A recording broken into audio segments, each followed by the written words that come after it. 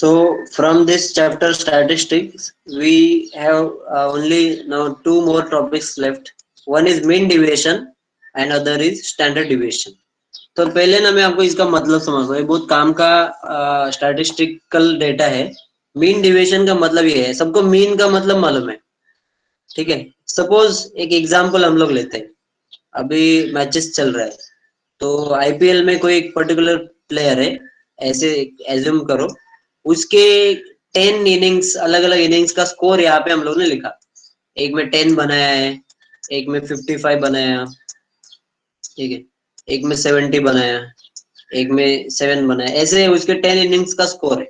तो हम लोग ने सपोज मीन फाइंड किया, तो आपने देखा रहेगा जनरली मैच में वो दिखाते ही है ऑन एन एवरेज कितना बना रहा है एक प्लेयर, ठीक है। तो मीन हो गया। अभी एक दूसरा एक प्लेयर है और उसका भी अपने अलग, उसका रन अलग अलग रहेगा, ठीक है। ये प्लेयर ए का टोटल रन है इन 10 इनिंग्स और प्लेयर बी का टोटल रन है इन 10 इनिंग्स। मेरा क्वेश्चन ये है आपसे, सब लोग इसको आंसर कर सकते हैं। सपोज 25 मीन आ रहा है, 25, ए का भी मीन 25 आ रहा है और बी का भी मीन 25 आ रहा है। इसका मतलब क्या है कि दोनों सेम परफॉर्म कर रहे हैं, या कैसे पता चलेगा दोनों में से कौन अच्छा है? दोनों का मीन अगर 25 है तो दोनों इक्वली परफॉर्म कर रहे हैं, या किस दोनों में से कम कम कर रहा है, अच्छा कर रहा है, कैसे पता चलेगा? कोई आंसर कर सकता है क्या क्लास में? क्वेश्चन सबको समझ में आया क्या मेरा? ये रूम तो तैयार है जी कम। Yes sir. तो अरे वो तेरा अनम्यूट करता है ना, पीछे का आवाज आता है, तेरा आवाज कम आता है, पीछे का आवाज ज्यादा आता है। देखो दोनों प्लेयर ए और प्लेयर बी, ये दोनों का मीन 25 ही है, तो इसका मतलब ऐसा लगता है कि दोनों इक्वली परफॉर्म कर रहे हैं, ठीक है। ऐसा लगता है, लेकिन ऐसा होता ही ऐसा नहीं है। हो सकता है कि दोनों इक्वली परफॉर्म कर रहे हैं, लेकिन ऐसा, तो देखो क्या होता है, देखो मैं आपको एक एग्जांपल बताता हूँ। ऐसे भी हो सकता है कि एक कोई पर्टिकुलर प्लेयर है, जैसे क्रिस गेल का है, उसने एक पर्टिकुलर मैच में 120 स्कोर किया और उसके बाद उसने 10, 9, 8 ऐसे किया और उसका एवरेज 25 बन रहा है। लेकिन एक दूसरा प्लेयर है जो कंसिस्टेंट है, मतलब वो 25 के आजू बाजू में ये कर रहा है, और इसका क्या हो गया, ये क्रिस गेल ने क्या किया, एक पर्टिकुलर मैच में इतना स्कोर किया है कि उसका एवरेज लग रहा है बड़ा है, लेकिन उसके बाद में जो भी मैचेस उसने खेला है उसमें उसने ठीक से परफॉर्म ही नहीं किया है। तो भले ही हमको ये मीन उसका सेम लग रहा है, ऐसा लगता है कि दोनों इक्वली परफॉर्म कर रहे हैं, लेकिन ऐसे नहीं होता है। तो अपना मीन से हम लोग एग्जैक्ट इवेल्युएट नहीं कर पा रहे।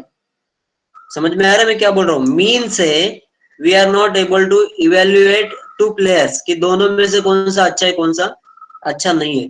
तो उसका बेटर वर्जन है, या उसको अगर इवेल्युएट करना है, we have to use mean deviation. Mean deviation का मतलब मैं आपको बताता हूँ। सपोज एक पर्टिकुलर एक ऐसा डेटा है, यहाँ पे एक्स वाई एक्सिस पे हम लोग ने ऐसे अलग अलग उसके स्कोर्स को ऐसे ये किया है, और उसका मीन सपोज ये है, ठीक है, ये मीन है, ये बराबर बीच वाला पॉइंट मीन है। अगर किसी के मीन के बाजू में ही उसका मैक्सिमम परफॉर्मेंस है, उसका मतलब वो ज्यादा कंसिस्टेंट है। और किसी का मीन, जैसे एक मिनट, किसी पर्टिकुलर प्लेयर का मीन अच्छा दिख रहा है, ठीक है, ये मीन ऊपर लग रहा है अच्छा, लेकिन उसके एक इधर है, एक इधर है, एक लोएस्ट है, एक हाईएस्ट है, ऐसा अगर दिख रहा है तो उसका मीन डिविएशन है ना, वो इस इट इज मोर डिविएशन में। डिविएशन का मतलब क्या होता है? वो फ्लक्चुएशन। मीन से अगर ज्यादा दूर जा रहा है, कम या ज्यादा में, so that is called as it is not good. मैं क्या बोल रहा हूँ, समझ में आ रहा है कि आपको? देखो मीन जो है ना, उसके बाजू में, मतलब किसी एक पर्टिकुलर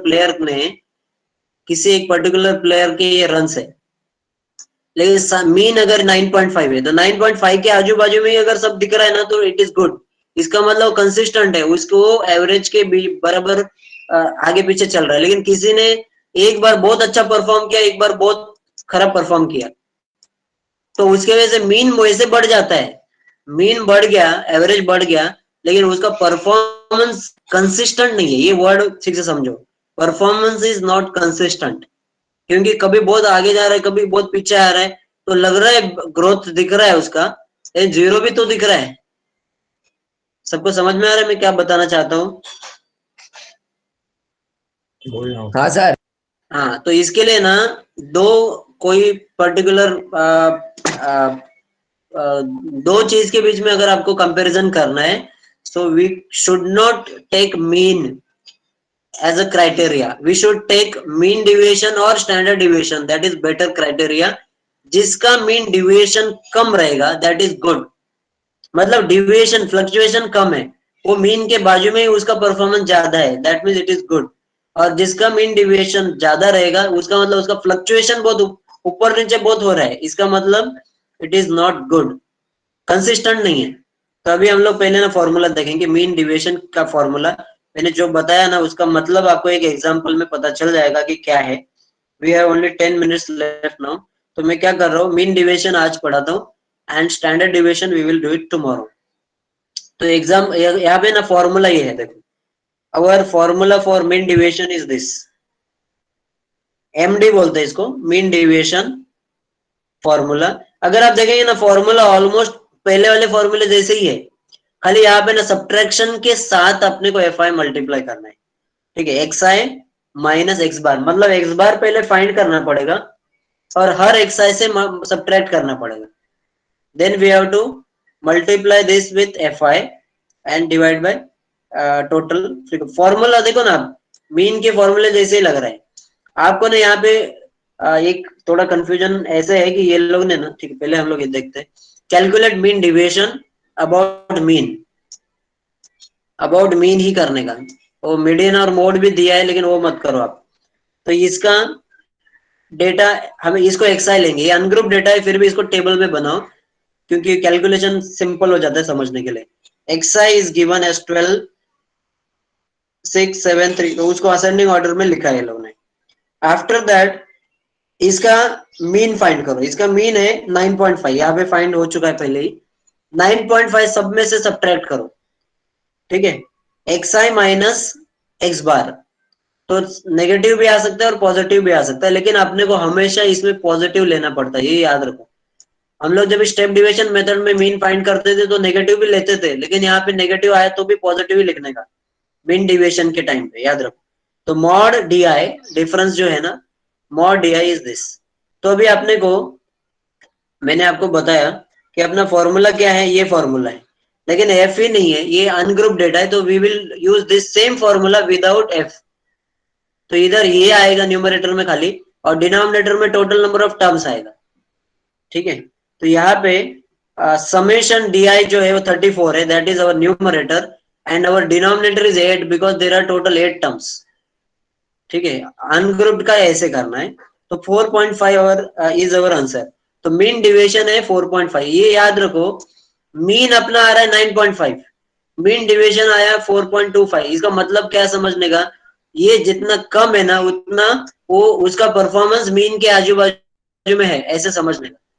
आगे और प्रॉब्लम देखेंगे तो समझेगा। अभी ये ग्रुप डेटा का प्रॉब्लम है, x i f i r given, तो पहले x i f i find करो, मल्टीप्लाई किया, देन इन दोनों को डिवाइड किया and we have found mean. X bar पहले फाइंड करने का, इधर एक्स बार फाइंड करके ही आगे बढ़ सकते हैं।